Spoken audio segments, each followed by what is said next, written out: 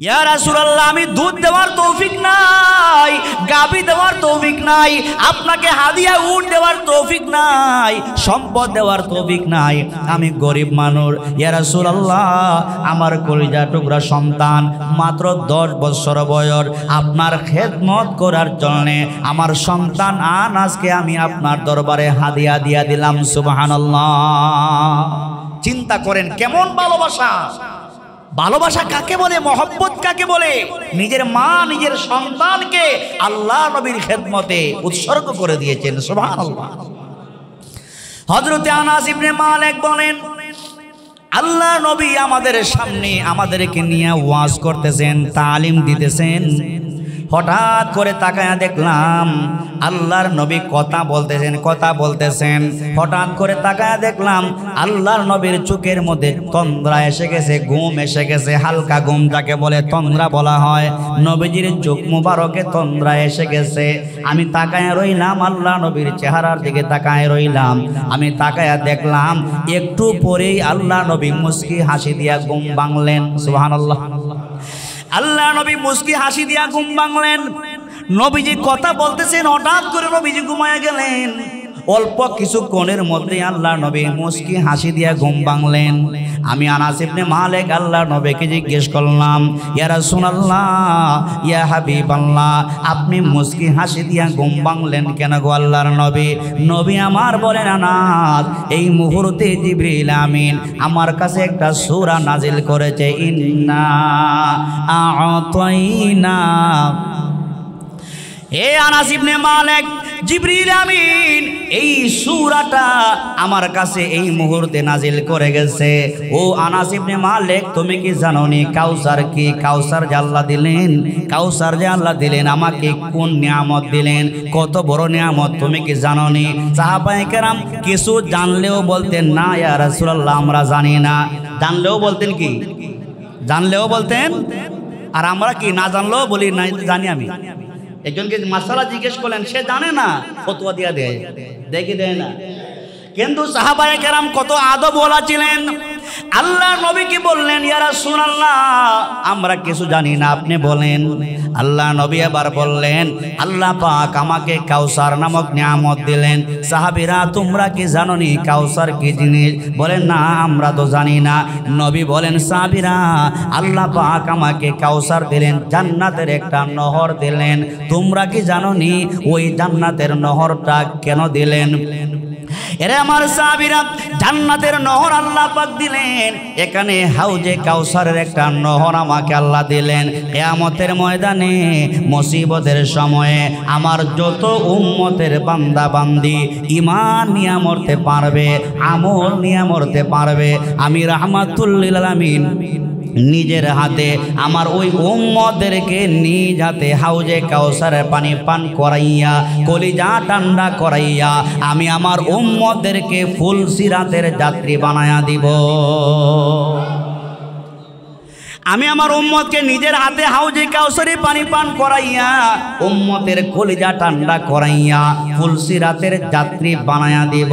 আর আমার যে উম্মত হাউজে কাউসারের পানি পান কইরা ফুলসিরাতের যাত্রী হতে পারবে, আপনি যখন ফুলসিরাতের সামনে দাঁড়ায়া যাবেন, ফেরেশতারা আপনার চেহারার দিকে তাকাইয়া মুস্কি মুস্কি হাসবে আর সালাম বিনিময় করবে। আপনি বলবেন, ফেরেশতা তুমি আমার দিকে তাকাইয়া মুস্কি মুস্কি হাসো কেন? তুমি কি আমাকে চিনোনি? ফেরেশতা আবার বলবেন, হে আল্লাহর নবীর উম্মত, আল্লাহর নবীর উম্মত, তোমাদের চেহারার দিকে তাকাইয়া চিনতে পারলাম তোমরা আর কোন নবীর উম্মত না, তোমরা হলো আখির নবী মুহাম্মাদুর রাসূলুল্লাহর উম্মত। রবিউল আউয়াল মাস অবশ্যই এটা বরকতপূর্ণ মাস, যে মাসে রাসূল করিম সাল্লাল্লাহু আলাইহি ওয়াসাল্লাম দুনিয়াতে আগমন হয়েছে। এই বরকতপূর্ণ মাসে আপনারা একটি বরকতপূর্ণ আয়োজন করেছেন, এজন্যে আমি আপনাদের সকলকে অন্তর থেকে ধন্যবাদ জানাই।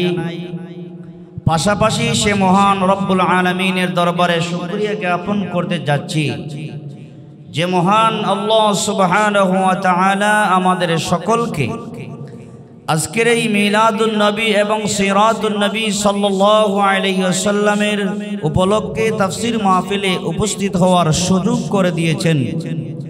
এজন্য সবাই দিল উজাড় করে ভালোবাসার সুরে শুকরিয়া জানাই সে মহান মুনিবের দরবারে। সকলে এক বাক্যে বলি আলহামদুলিল্লাহ। প্রশংসা করলাম কার? আওয়াজ করে মহব্বতে বলেন, প্রশংসা করলাম কার?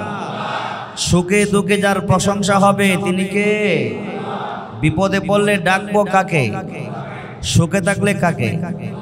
সুখে দুঃখে সব হালতে যার প্রশংসা হবে, যার কুদরতি পায়ে সেজদা হবে, তিনি আর কেউ নন, দুনিয়ার একচ্ছত্র মালিক আল্লাহ সুবহানাহু ওয়া তাআলা। আমার ইমানদার ভাইয়েরা, যেহেতু মিলাদুন নবী সিরাতুন নবী উপলক্ষে তাফসীর মাহফিলের আয়োজন করেছেন,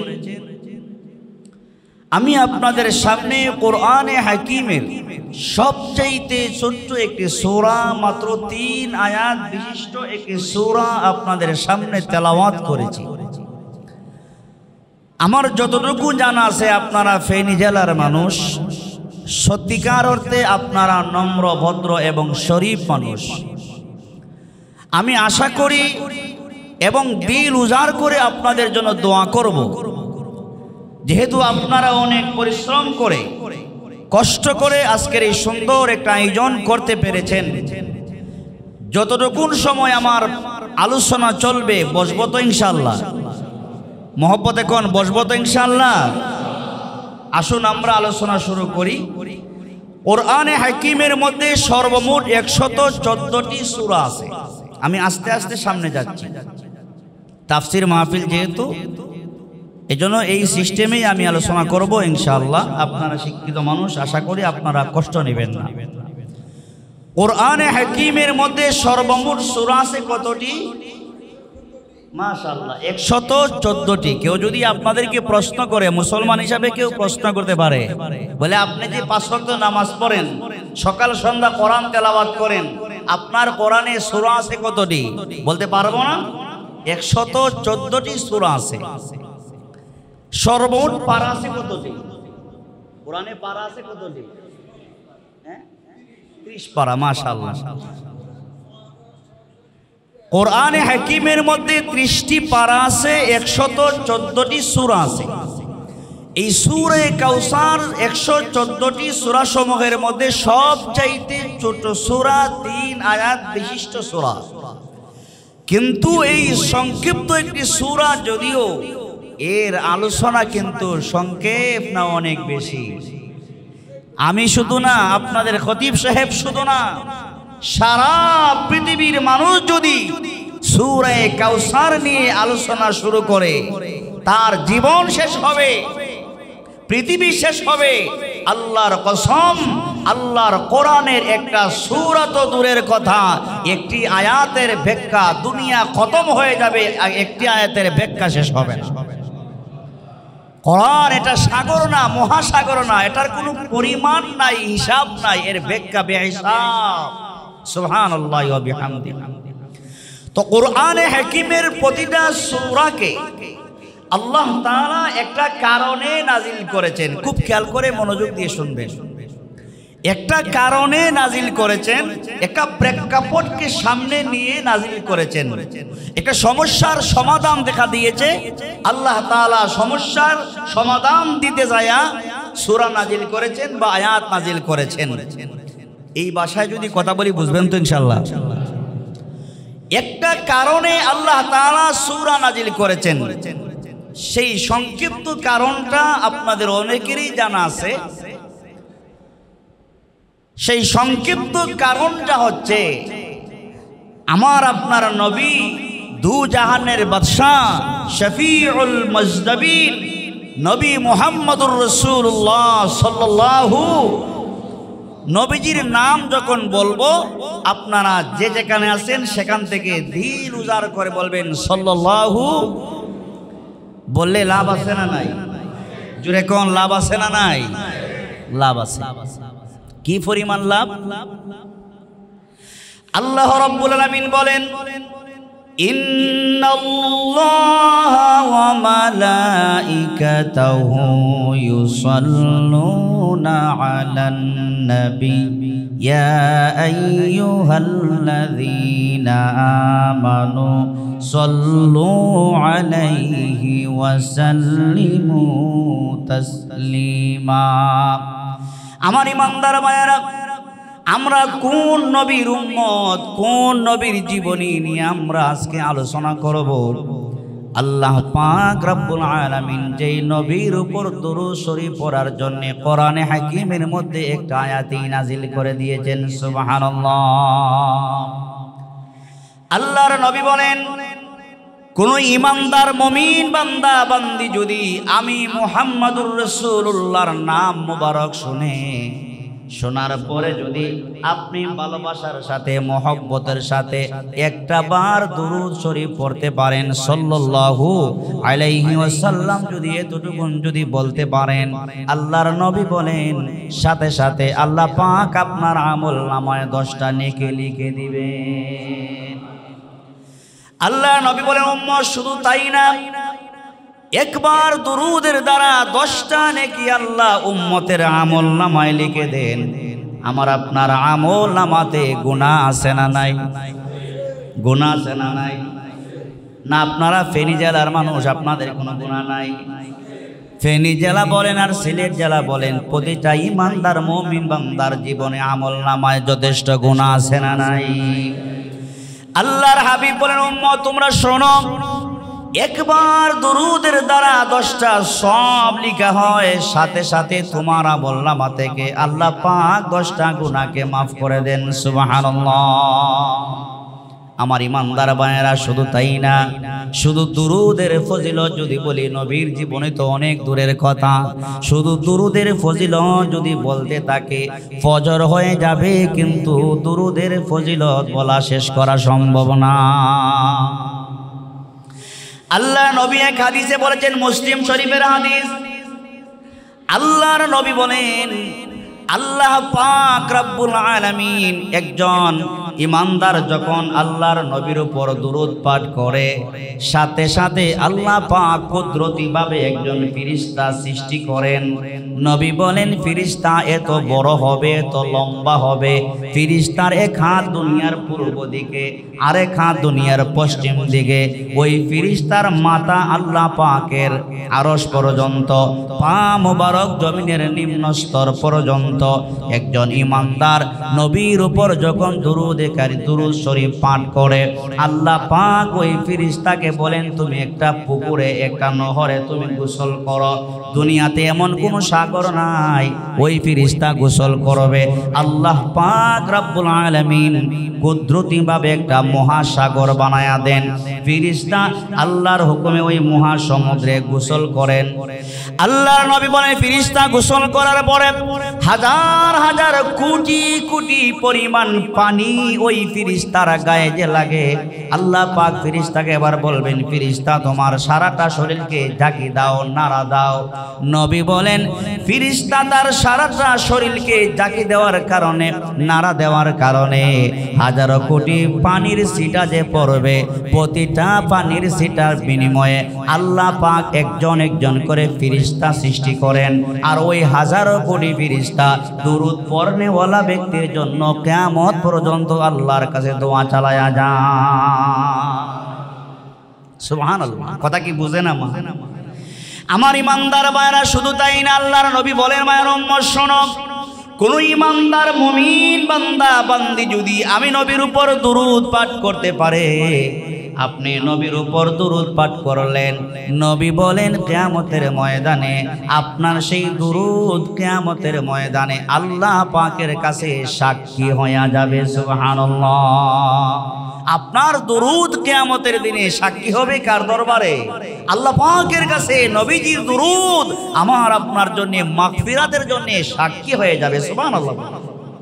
আল্লাহর নবী বলেন, যারা আমার উপর বেশি বেশি দুরূদ পাঠ করবে, কঠিন কিয়ামতের ময়দানে মুসিবতের সময়ে সেই উম্মত আমি নবীর একদম কাছাকাছি থাকতে পারবে।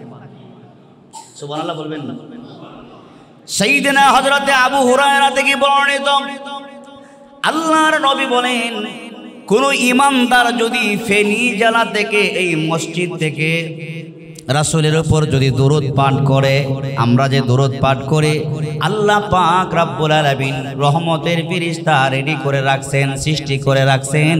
আপনি দরুদ পড়ার সাথে সাথে আপনার নাম, আপনার বাবার নাম সহ নবীজির রওজা ধরে পৌঁছায়া দেয়। সুবহানাল্লাহ। আল্লাহ নবী বলেন, মায়ের উম্মত শোনো, কোন ইমানদার মুমিন বান্দা বান্দি যদি আমার রওজার পাশে আসে, মদিনায় যদি নবীজির রওজার পাশে যায়, রওজার সামনে দাঁড়াইয়া আপনি যদি বলেন আসসালাতু ওয়াসসালামু আলাইকা ইয়া রাসূলুল্লাহ ইয়া হাবিবাল্লাহ, আল্লাহর নবী বলেন আমার উম্মত যখন আমার রওজার সামনে দাঁড়ায় আমাকে সালাম প্রদান করে, আমি নবী আমার উম্মতের সেই সালাম নিজের কানে শুনতে পাই। নবীজি আমার আপনার সালাম নিজের কানে শুনতে পান। সুবহানাল্লাহি ওয়া বিহামদিহি। এই নবীজির জীবনী নিয়ে যদি আমরা আলোচনা করি, ঈমান তাজা হবে। জোরে কোন কি হবে? ঈমান তাজা হবে। যেই নবীজির আলোচনা করলে ঈমান তাজা হয়, যেই নবীজির জীবন বৃত্তান্ত নিয়ে আলোচনা করলে আল্লাহ পাক ওই উম্মতের গুনাহকে মাফ করে দেন। তো আল্লাহ পাক এই সূরাটাকে একটা কারণে নাজিল করেছেন। কারণটা হলো আরব দেশের লোকেরা তাদের একটা অভ্যাস ছিল, যাদের কোনো সন্তান হইতো না তারা ওই ব্যক্তিকে আত্মর নির্বংশ বলে গালি দিত। আমাদের সিলেটি ভাষায় বলে আটকুরা। আপনারা কি বলেন জানি না, আপনারা কি বলেন? আটকুরা বলেন। তো আরব দেশের লোকেরা কারো সন্তান না হলে আত্মর নির্বংশ বলে গালি দিত। আমার আপনার নবীর সন্তান ছিল কি ছিল না? জুড়ে বলেন, ছিল কি ছিল না?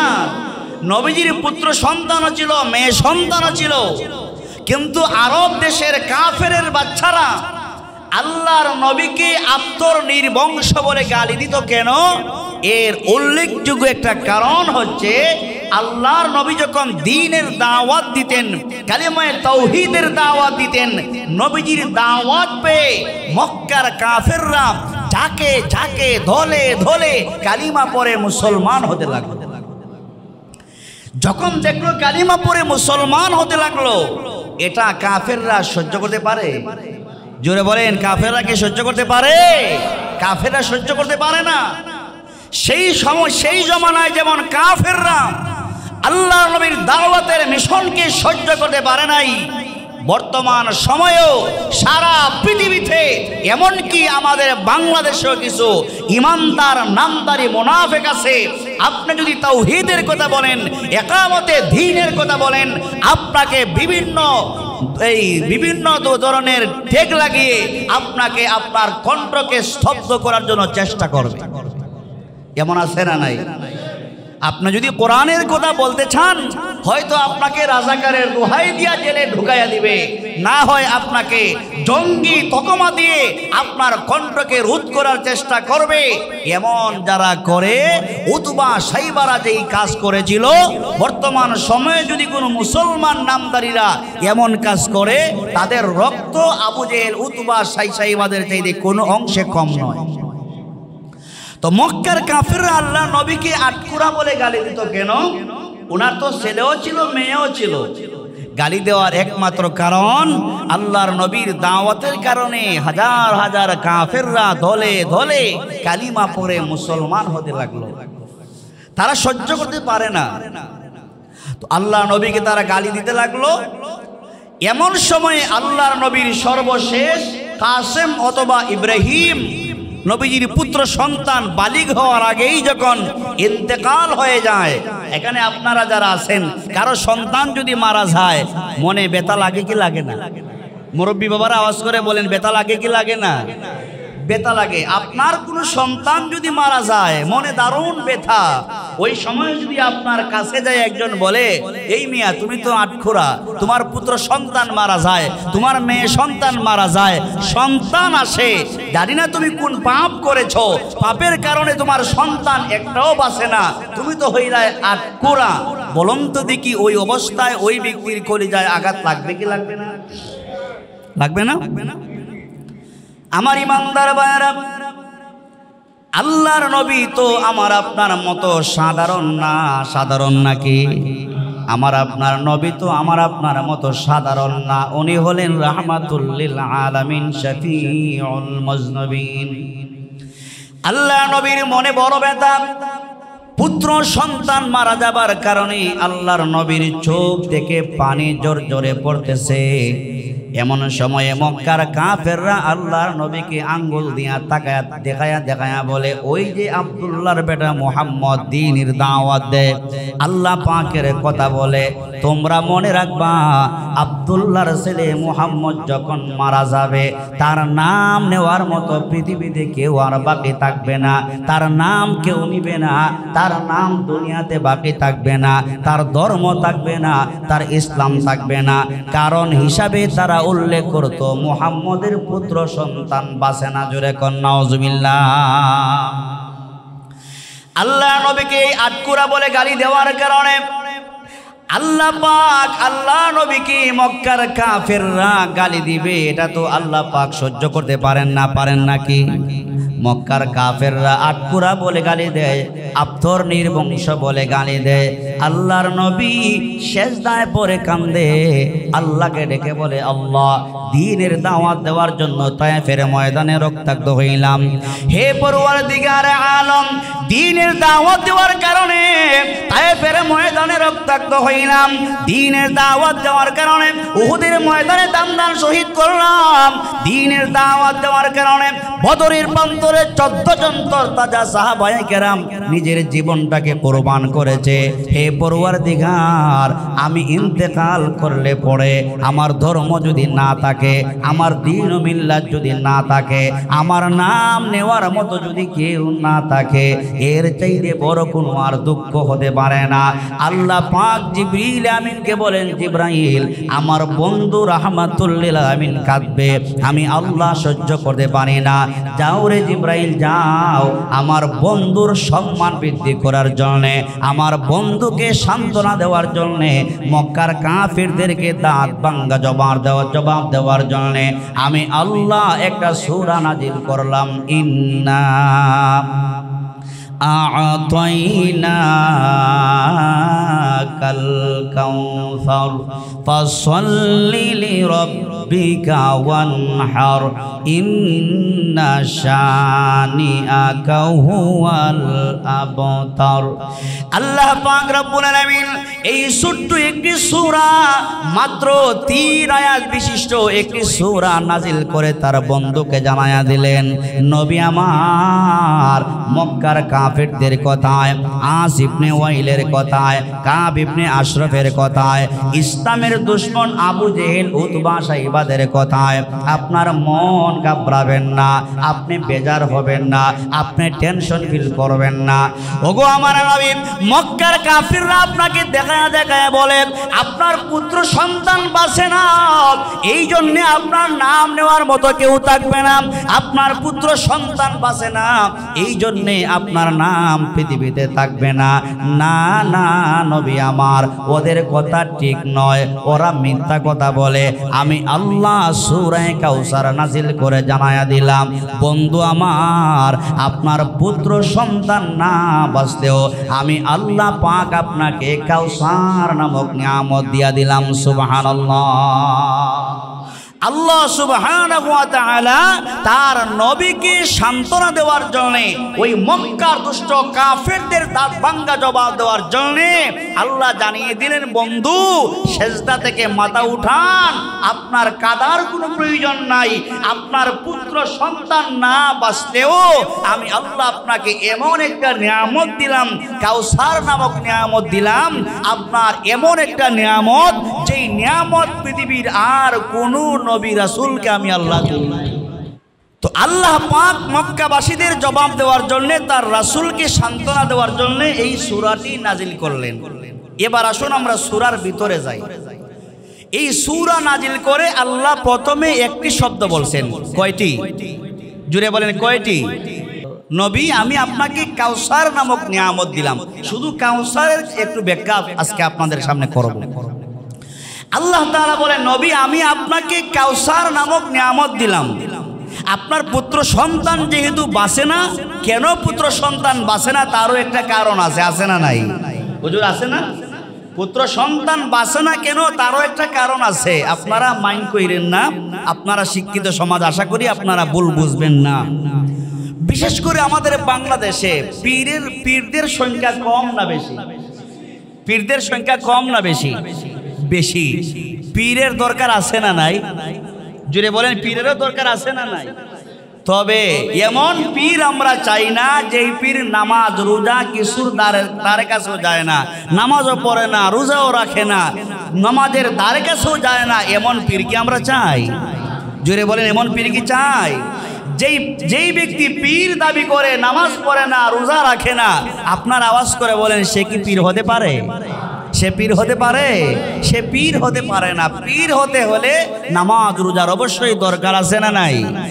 আমাদের বাংলাদেশে দেখবেন, আপনাদের জানা মতে আছে কিনা জানি না, বাবা যদি পীর থাকে, ঘটনাক্রমে বাবা যদি মারা যায়, সন্তান যদিও নামাজ পড়ে না, রোজা রাখে না, দাড়ি মারি কিছু নাই, আশেকান যারা আছে, ভক্তবৃন্দ যারা আছে, ওই গদ্দিনিসীন সন্তানকে, পীরের সন্তানকে জোরে ওই গদ্দিনিসীন পীর বানায়া দেয়। এমন আছে না? জোরে বলেন, এমন আছে না নাই? আছে তো। জি, খেলাফত দেওয়া যায়। হ্যাঁ, খেলাফত দেওয়া যায়। তো আমার আপনার নবীর সম্মান মর্যাদা এত বেশি, নবীজির পুত্র সন্তানরা যদি দুনিয়াতে বেঁচে থাকেন আর বালিগ হওয়ার পরে যদি নবী না হন, তাহলে আমার আপনার নবীজির ইজ্জত বাড়বে না কমবে?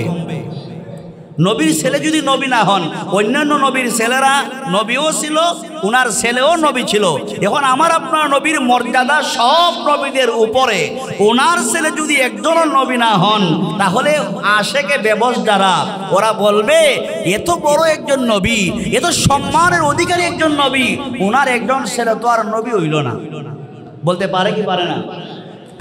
অথচ আমার আপনার নবী সর্বশেষ নবী। সর্বশেষ কি? আমার আপনার নবী সর্বশেষ নবী না? সর্বশেষ নবী, সর্বশ্রেষ্ঠ নবী। কথা ঠিক না বেঠিক?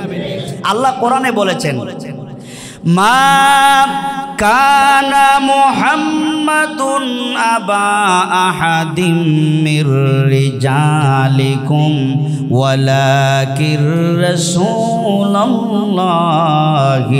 ওয়া খাতামান নাবিয়্যিন।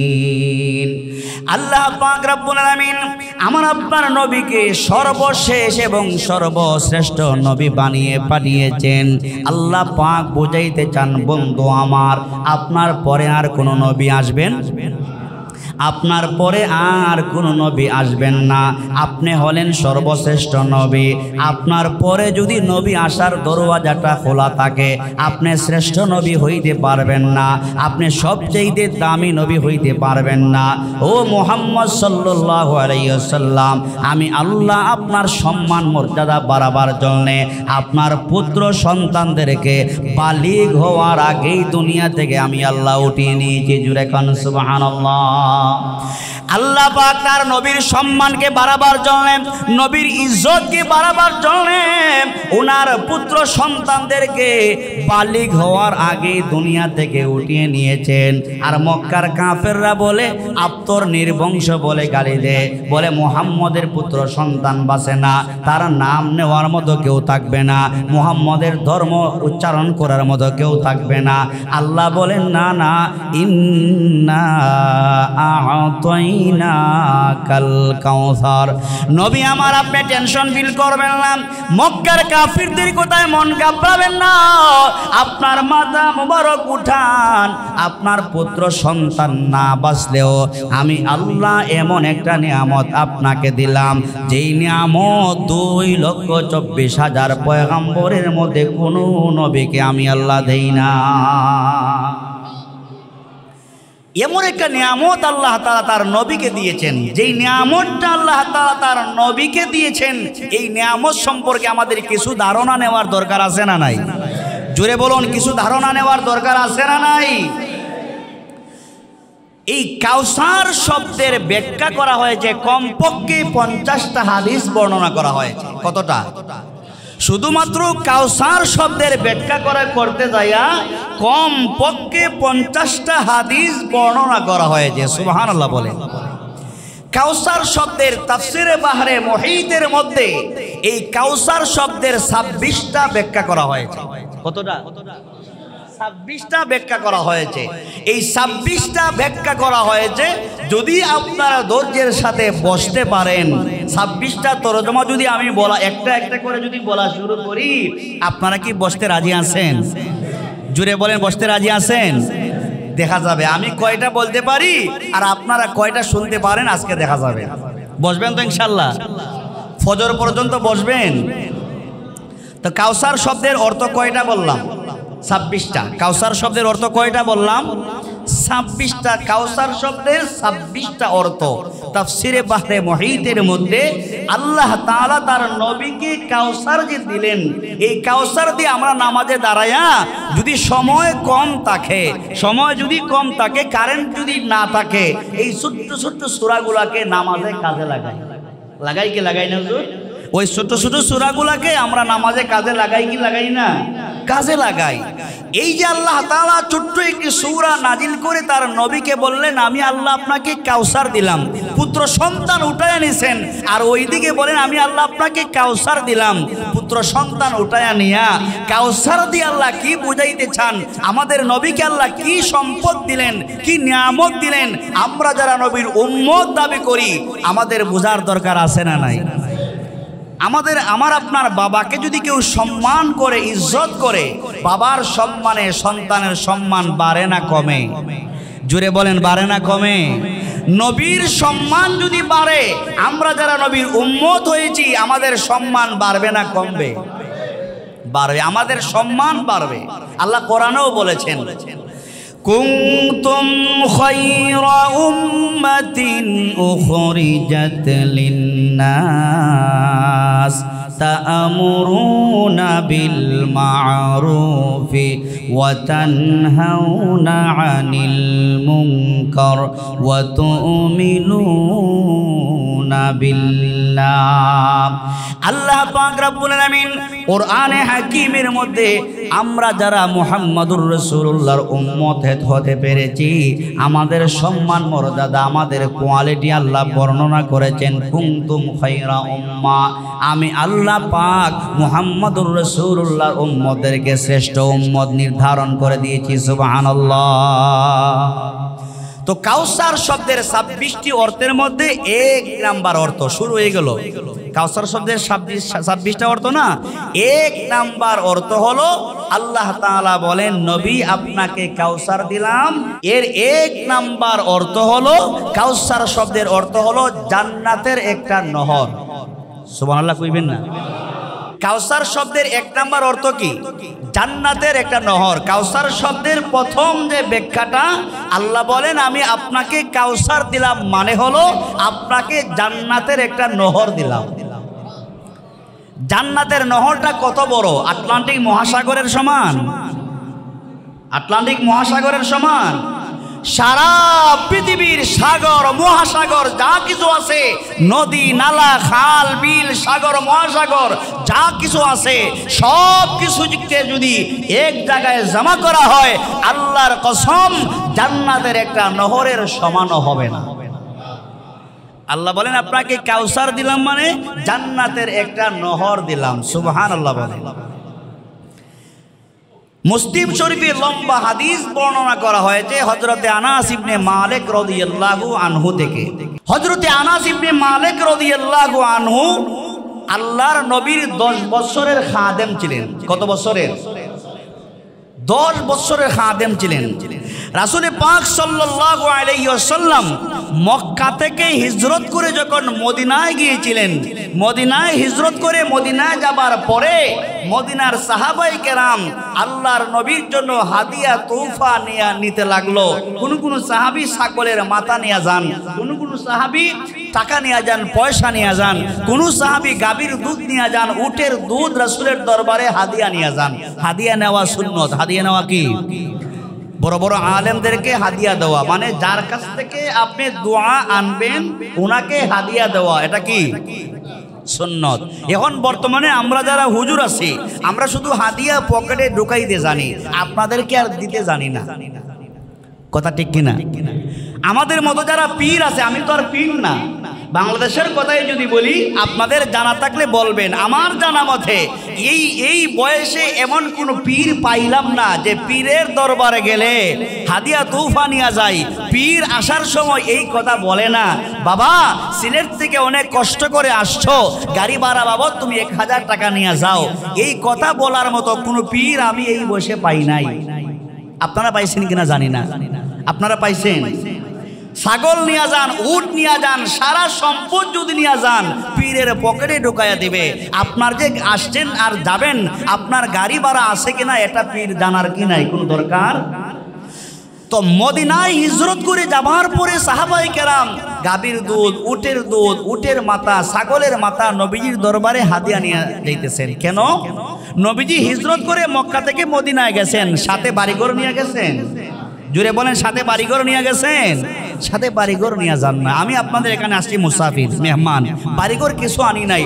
এজন্য আপনারা আমার কথা শোনার জন্য দিল কোলে আপনারা বসে আছেন, এটা আমাকে সম্মান দিতেছেন।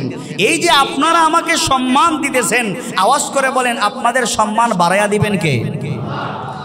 মুসাফির একজন মেহমানের সম্মান করা, ইজ্জত করা, আল্লাহ পাক আপনাদের সম্মান দুনিয়া আখিরাতে বাড়াইয়া দিবেন। তো আল্লাহর নবী যখন হিজরত করে মক্কা থেকে মদিনায় গেলেন, মদিনায় যাবার পরে মদিনার সাহাবায়ে কেরাম গাভীর দুধ, উটের দুধ নবীজির খেদমতে হাদিয়া তোহফা নিয়ে যায়। হযরতে আনাস রাদিয়াল্লাহু আনহু বলেন, ওনার মায়ের না, ওনার মা ওনার পুরা ঘরটা তালাশ করলো, কিন্তু না আল্লাহর নবীর খেদমতে হাদিয়া দেওয়ার মতো কিছু নাই। খুব ভালো করে শুনেন, এক একজন সাহাবী আল্লাহ নবীর দরবারে হাদিয়া নিয়ে যায়, টাকা পয়সা নিয়ে যায়। আনাস ইবনে মালিকের মা উম্মু সুলাইম, উনি যখন শুনলেন রাহমাতুল লিল আলামিন অনেক কষ্ট করে মক্কা থেকে হিজরত করে মদিনায় আসেন, আল্লাহ নবীর দরবারে কি হাদিয়া নিবেন, ঘর তালাশ করে কিছু পাইলেন না। উম্মু সুলাইম উনার একমাত্র সন্তান আনাস ইবনে মালিক, মাত্র 10 বছর বয়স। কত? আনাস ইবনে মালিক মাত্র 10 বছর বয়স। ডান হাতের মধ্যে শক্ত করে ধরলেন, সন্তানের ডান হাতের মধ্যে শক্ত করে ধরে আস্তে আস্তে করে রাহমাতুল লিল আলামিনের দরবারে চলে গেলেন। গিয়া বলতেছেন, আসসালাতু ওয়াসসালামু আলাইকা ইয়া রাসূলুল্লাহ, ইয়া হাবিবাল্লাহ, ওগো আল্লাহর নবী, দ্বীনের দাওয়াতের স্বার্থে মক্কা থেকে হিজরত করে আপনি মদিনায় আসছেন। ওগো আল্লাহর নবী, মদিনার সাহাবায়ে কেরাম আপনাকে হাদিয়া দিয়েছে, কেউ উট দিয়েছে, কেউ ছাগলের মাথা দিয়েছে, কেউ উটের দুধ দিয়েছে। ইয়া রাসূলুল্লাহ, আমি উম্মু সুলাইম, আমি গরিব মানুষ, সাহাবায়ে কেরামদের তুলনায় আমার অভাব অনটন, আমি গরিব মানুষ, আপনাকে হাদিয়া দেওয়ার মতো কিছু নাই। ইয়া রাসূলুল্লাহ, আমার একমাত্র কলিজা টুকরা সন্তান আনাসকে আপনার দরবারে হাদিয়া দিয়া দিলাম। ইয়া রাসূলুল্লাহ, আমি দুধ দেওয়ার তৌফিক নাই, গাভী দেওয়ার তৌফিক নাই, আপনাকে হাদিয়া উট দেওয়ার তৌফিক নাই, সম্পদ দেওয়ার তৌফিক নাই, আমি গরিব মানুষ। ইয়া রাসূলুল্লাহ, আমার কলিজা টুকরা সন্তান মাত্র 10 বছর বয়স, আপনার খেদমত করার জন্য আমার সন্তান আনাসকে আমি আপনার দরবারে হাদিয়া দিয়া দিলাম। সুবহানাল্লাহ। চিন্তা করেন কেমন ভালোবাসা! ভালোবাসা কাকে বলে, মহব্বত কাকে বলে? নিজের মা নিজের সন্তানকে আল্লাহ নবীর খেদমতে উৎসর্গ করে দিয়েছেন। সুবহানাল্লাহ। হযরতে আনাস ইবনে মালিক বলেন, আল্লাহ নবী আমাদের সামনে আমাদেরকে নিয়ে ওয়াজ করতেছেন, তালিম দিতেছেন। হঠাৎ করে তাকায়া দেখলাম আল্লাহর নবী কথা বলতেছেন। হঠাৎ করে তাকায়া দেখলাম আল্লাহর নবীর চোখের মধ্যে তন্দ্রা এসে গেছে, ঘুম এসে গেছে, হালকা ঘুম যাকে বলে তন্দ্রা বলা হয়। নবীজির চোখ মুবারকে তন্দ্রা এসে গেছে। আমি তাকায়া রইলাম, আল্লাহ নবীর চেহারার দিকে তাকায়া রইলাম। আমি তাকায়া দেখলাম একটু পরেই আল্লাহ নবী মুস্কি হাসি দিয়া ঘুম ভাঙলেন। সুবহানাল্লাহ। আল্লাহ নবী মুস্কি হাসি দিয়া ঘুম ভাঙলেন। নবীজি কথা বলতেছেন, হঠাৎ করে নবীজি ঘুমায়া গেলেন। অল্প কিছুক্ষণের মধ্যে আল্লাহর নবী মুস্কি হাসি দিয়া ঘুম ভাঙলেন। আমি আনাস ইবনে মালিক আল্লাহর নবীকে জিজ্ঞেস করলাম, ইয়া রাসূলুল্লাহ, ইয়া হাবিবাল্লাহ, আপনি মুস্কি হাসি দিয়া ঘুম ভাঙলেন কেন গো আল্লাহর নবী? নবী আমার বলেন, আনাস, এই মুহূর্তে জিবরিল আমিন আমার কাছে একটা সূরা নাজিল করেছে, ইন্না আ'তাইনা। এ আনাস ইবনে মালিক, জিবরিল আমিন এই সূরাটা আমার কাছে এই মুহূর্তে নাজিল করে গেছে। ও আনাস ইবনে মালিক, তুমি কি জানো নি কাউসার কি? কাউসার যে আল্লাহ দিলেন, কাউসার যে আল্লাহ দিলেন আমাকে কোন নিয়ামত দিলেন, কত বড় নিয়ামত তুমি কি জানো নি? সাহাবায়ে কেরাম কিছু জানলেও বলতেন না ইয়া রাসূলুল্লাহ আমরা জানি না। জানলেও বলতেন কি? জানলেও বলতেন। আর আমরা কি না জানলেও বলি না জানি আমি। একজনকে মাসালা জিজ্ঞেস করলেন, সে জানে না, ফতোয়া দিয়া দেয়, দেখি দেয় না। কিন্তু সাহাবায়ে কেরাম কত আদবওয়ালা ছিলেন। আল্লাহ নবী কি বললেন, ইয়া রাসূলুল্লাহ আমরা কিছু জানি না, আপনি বলেন। আল্লাহ নবী আবার বললেন, আল্লাহ পাক আমাকে কাউসার নামক নিয়ামত দিলেন। সাহাবীরা তোমরা কি জানো নি কাউসার কি জিনিস? বলেন না আমরা তো জানি না। নবী বলেন, সাহাবীরা আল্লাহ পাক আমাকে কাউসার দিলেন, জান্নাতের একটা নহর দিলেন। তোমরা কি জানো নি ওই জান্নাতের নহরটা কেন দিলেন? এরে আমার সাহাবীরা, জান্নাতের নহর আল্লাহ পাক দিলেন, এখানে হাউজে কাউসারের একটা নহর আমাকে আল্লাহ দিলেন। কিয়ামতের ময়দানে মুসিবতের সময়ে আমার যত উম্মতের বান্দা বান্দি ঈমান নিয়ে মরতে পারবে, আমল নিয়ে মরতে পারবে, আমি রাহমাতুল লিল আলামিন নিজের হাতে আমার ওই উম্মতদেরকে নিজ হাতে হাউজে কাউসারের পানি পান করাইয়া, কলিজা ঠান্ডা করাইয়া আমি আমার উম্মতদেরকে ফুল সিরাতের যাত্রী বানায়া দিব। আমি আমার উম্মতকে নিজের হাতে হাউজে কাউসারে পানি পান করাইয়া, উম্মতের কলিজা ঠান্ডা করাইয়া ফুলসিরাতের যাত্রী বানায়া দিব।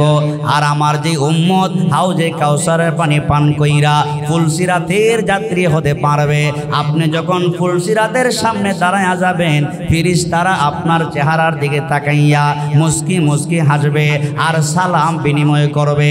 আপনি বলবেন, ফেরেশতা তুমি আমার দিকে তাকাইয়া মুস্কি মুস্কি হাসো কেন? তুমি কি আমাকে চিনোনি? ফেরেশতা আবার বলবেন, হে আল্লাহর নবীর উম্মত, আল্লাহর নবীর উম্মত, তোমাদের চেহারার দিকে তাকাইয়া চিনতে পারলাম তোমরা আর কোন নবীর উম্মত না, তোমরা হলো আখিরি নবী মুহাম্মাদুর রাসূলুল্লাহর উম্মত। এবার আপনি বলবেন, ফেরেশতা আমাকে চিনলাই কেমনে? আমি যে ওই নবীর উম্মত চিনলাই কেমনে? বলে আর কোন নবীর উম্মতের চেহারার মধ্যে নূর চমকাইবে না। সুবহানাল্লাহ বলেন। আর কোন নবীর উম্মতের চেহারার মধ্যে নূর চমকাইবে না, শুধুমাত্র মুহাম্মাদুর রাসূলুল্লাহর উম্মতের চেহারায় নূর চমকাইবে।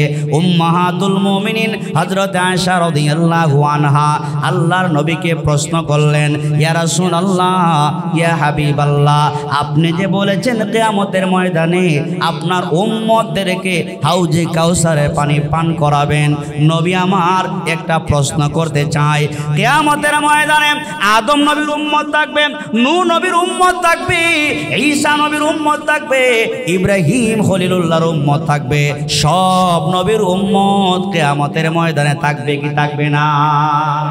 থাকবে না? সব নবীর উম্মত থাকবে, কোটি কোটি উম্মত থাকবে। ইয়া রাসূলুল্লাহ, আপনি আপনার উম্মতকে কেমনে চিনবেন? আপনি কেমনে চিনবেন? কেমনে চিনিয়া হাউজে কাউসারে পানি পান করাবেন? আল্লাহর নবী বলেন, আয়েশা, আল্লাহর নবী একটা দৃষ্টান্ত দিয়েছেন, আমি সহজ করে আপনাদেরকে বোঝাইয়া দেই। এই বিশাল বড় ঈদগাহ যদি মানুষে ভরপুর থাকে, সকলের গায়ের জামা যদি একদম দবদবে সাদা থাকে, একজন মাত্র মানুষ যদি তার গায়ের জামা যদি টকটকে লাল থাকে, বলুন তো দেখি তাকে খুঁজে বের করা কঠিন না সহজ? কঠিন না সহজ? আল্লাহ নবী আয়েশাকে বলেন, আয়েশা কিয়ামতের ময়দানে আমি আমার উম্মতকে কেমনে চিনবো তুমি কি জানো নি? আমি আয়েশাকে বললেন, আমি কেমনে চিনবো তুমি কি জানো নি? কিয়ামতের ময়দানে আমার উম্মতের চেহারার মধ্যে নূর চমকাইবে। কেন নূর চমকাইবে তুমি জানো নি? আমার ভাইয়েরা, আমরা যারা নামাজ আদায় করি, 5 ওয়াক্ত নামাজ আদায় করি, নামাজের আগে দৈনিক 5 বার ওযু করা লাগেনি? জোরে কোন। ইয়া আইয়ুহাল্লাযীনা আমানু ইযা কুমতুম ইলাস সালাতি ফাগসিলু উজুহাকুম ওয়া আইদিয়াকুম ইলাল মারাফিক ওয়ামসাহু বিরুসিকুম ওয়া আরজুলাকুম ইলাল কা'বাইন। 5 ওয়াক্ত নামাজের আগে 5 বার ওযু করা লাগে কি লাগে না? আল্লাহ নবী বললেন, আয়েশা রে, আমার যত উম্মতের বান্দা বান্দি 5 ওয়াক্ত নামাজ আদায় করবে, নামাজ পড়ে কি পড়ি না? 5 ওয়াক্ত নামাজ আদায় করবে, ভালো করে উত্তম রূপে ওযু করবে, ওই উম্মতের চেহারা কিয়ামতের ময়দানে নূর চমকাইবে, নূর চমকাইবে। আমি নবী চিনতে আর বাকি থাকবে না। যাদের চেহারার মধ্যে নূর চমকাইবে, আর কোন নবীর উম্মতের চেহারায় নূর চমকাইবে না। আমি আমার উম্মতকে চিনে চিনে নিজ হাতে হাউজে কাউসারের পানি পান করাইয়া বিনা হিসাবে জান্নাতি বানায়া দেওয়ার জন্য আমার উম্মতদেরকে ফুল সিরাতের যাত্রী বানায়া দিব। সুবহানাল্লাহ। তাহলে আল্লাহ পাক 1 নম্বরে নবীকে কি দিলেন? বিরক্ত হন আপনারা? 1 নম্বরে কি দিলেন? কাউসার দিলেন। কাউসারের কি বললাম? কাউসার শব্দের অর্থ কি? জান্নাতের একটা নহর। আল্লাহ কিয়ামতের ময়দানে নবীকে কি দিবেন? জান্নাতের একটা নহর দিবেন। জান্নাতের নহরটা কি ছোট না বড়? জুড়ে বলেন, ছোট না বড়? কেমন বড় হবে? সাহাবায়ে কেরামকে আল্লাহর নবী বললেন, আমি নবী যেই কাউসারের পানি যেই পেয়ালা দিয়া পান করাবো, যেই গ্লাস দিয়া পানি পান করাবো, ওই পেয়ালার সংখ্যা হবে কেমন জানেন? আসমানের তারকা কি পরিমাণ? হ্যাঁ, আসমানের তারকা যেমন গনিয়া শেষ করা সম্ভব নয়, নবী বলেন আকাশের তারকা পরিমাণ আল্লাহ তাআলা আমাকে পেয়ালা দিবেন, আর ওই পেয়ালা দিয়া একটা একটা করে আমি আমার উম্মতকে কাছে আনবো আর হাউজে কাউসারের পানি পান করাবো। এবার আওয়াজ করে বলেন, নবীর হাতে হাউজে কাউসারের পানি পান করতে চাই কি চাই না? জোরে বলেন, চাই কি চাই না? তাহলে হাউজে কাউসারে পানি পান করতে হলে আল্লাহ নবী চিনবেন কেমনে? যারা 5 ওয়াক্ত নামাজ পড়ে আর 5 ওয়াক্ত নামাজের আগে উত্তম রূপে যারা ওযু করবে, ওই কিয়ামতের ময়দানে তাদের চেহারার মধ্যে নূর চমকাইবে, আর ওই নূরের তাজাল্লিতে আল্লাহর নবী আমাকে আপনাকে চিনতে পারবে।